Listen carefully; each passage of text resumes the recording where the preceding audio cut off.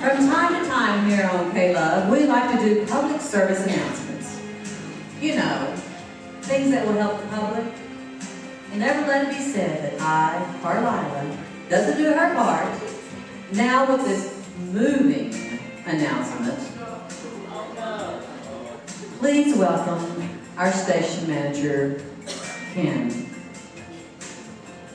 Thank you. How many of you used the first public service announcement, the fast bit, the point bit? Anybody do that? Oh, you didn't have to. Well, we trimmed well, good. You can shut that music off because this is kind of serious. I need people to hear it.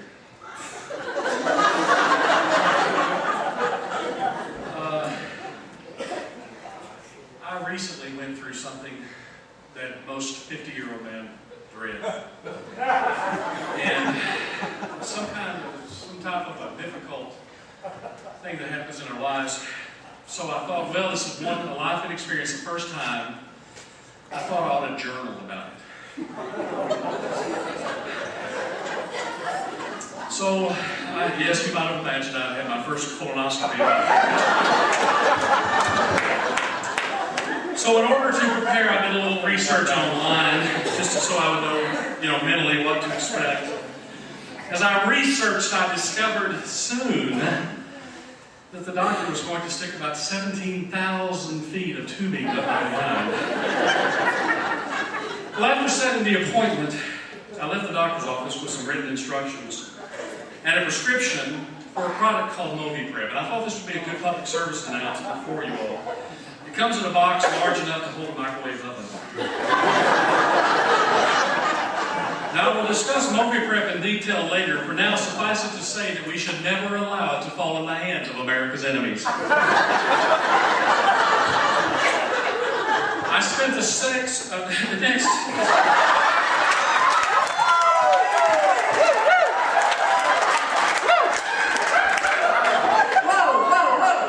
I never said I was a good elder.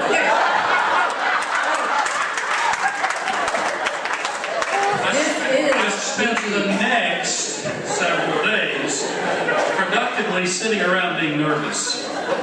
Then on the day of my colonoscopy, I began my preparation. In accordance with my instructions, I didn't eat any solid food that day. All I had was chicken broth, which is basically water, only with less flavor. Then in the evening, I took the Moviprep. You mix 2 packets of powder together in a 1-liter plastic jug. Then you fill it with lukewarm water. Now, for those of you who are unfamiliar with the metric system, a liter is about 32 gallons.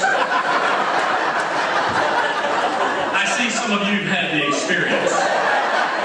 Then you have to drink the whole jug, and this takes about an hour because Moviprep tastes, and I'm being kind here, like a mixture of goat spit and urinal cleanser with just a hint of lemon. Now, the instructions for Moviprep, clearly written by somebody with a great sense of humor, state that after you drink it, a loose, watery bowel movement may result. This is kind of like saying that after you jump off the roof, you may experience contact with the ground.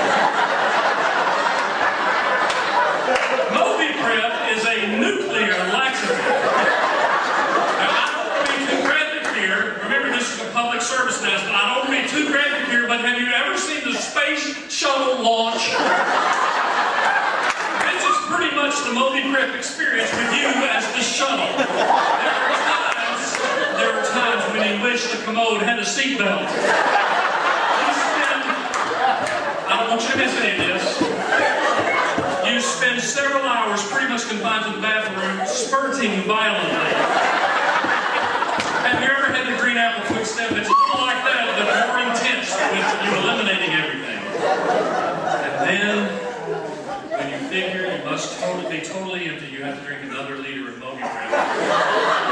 At which point, as far as I can tell, your bowels travel into the future and start eliminating food that you haven't even eaten yet.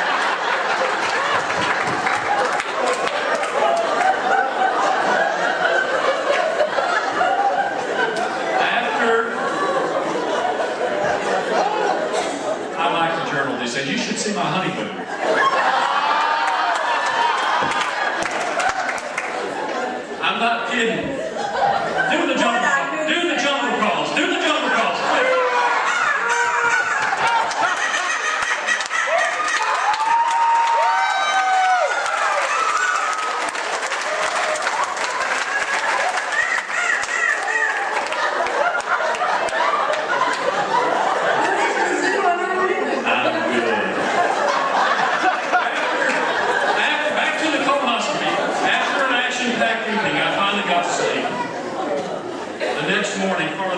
clinic and I was very nervous. Not only was I worried about the procedure, but I had been experiencing occasional return bouts of Moby Prep spurtage. I was thinking to myself, what if I spurt on the nurse? How do you apologize to someone for something like that? Flowers would not be enough.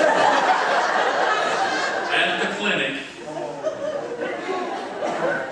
clinic, I had to sign many forms acknowledging that I understood and totally agreed with whatever the heck the form said. Then they led me to a room full of other colonoscopy people where I went inside a little curtained space and took off my clothes and put on one of those hospital garments designed by sadist perverts, the kind that when you put them on make you feel even more naked than when you're actually naked. Then a nurse named Eddie put a little needle in my left hand. Now, ordinarily I would have fainted, but Eddie was very good, and I was already lying down. So Eddie also told me that some people put vodka in their Moby Prep. At first, it ticked me off that I hadn't thought of this, but then I pondered what would happen to yourself if you got too tipsy to make it to the bathroom, so you were staggering around in full fire hose mode. You would have no choice but to burn the house.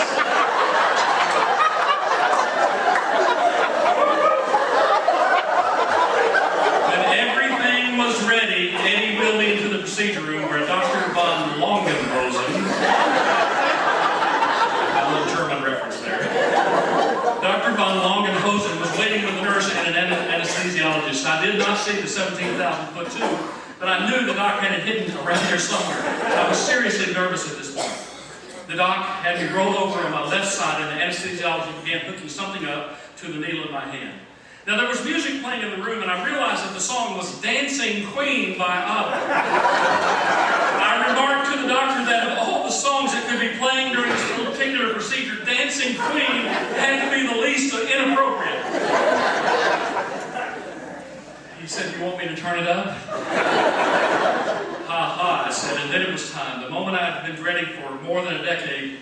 And now if you're squeamish, prepare yourself because I'm going to tell you in explicit detail exactly what it was like. I have really no idea. Really, I slept through it. One moment, ABBA was yelling, "Dancing Queen, feel the beat of the tambourine."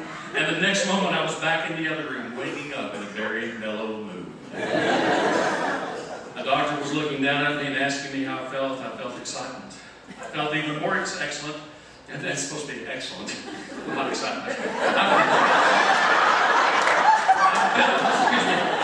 felt even more excellent when the doctor told me that it was all over and that my colon had passed with flying colors. I'd never been prouder of an internal organ. Now, with my warped mind, I'm sure that you don't really think that about me, but with my warped mind, I thought of several things I would like to have said to him had I been awake. Number one, I thought, take it easy, Doc. You're boldly going where no man has gone before. Second, I thought, well, I was going to ask him if he had found a bit of Earhart. I was going to see if he could hear me now. I was going to say, are we there yet? Are we there yet? Are we there yet? Or I was going to say, you put your left hand in, you put your right hand in, your left hand in, you shake the goals up. Or, hey, you know, I know how a Muppet feels now. Or I thought, you know, kind of something that kind of cultural. If the hand doesn't fit, you must acquit. And I also thought, well, I would say, hey, Doc, let me know if you find my dignity. And the best one of all is I was thinking through this whole procedure, I thought this would be the best one of all. Could you write a note for my wife saying that my head is not up here?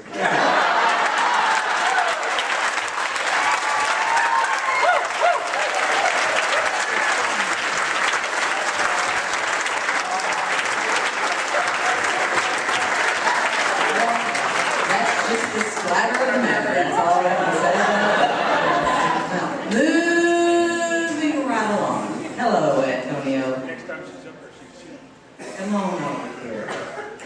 Well, like I said, that was really quite a moving adventure. Speaking of moving,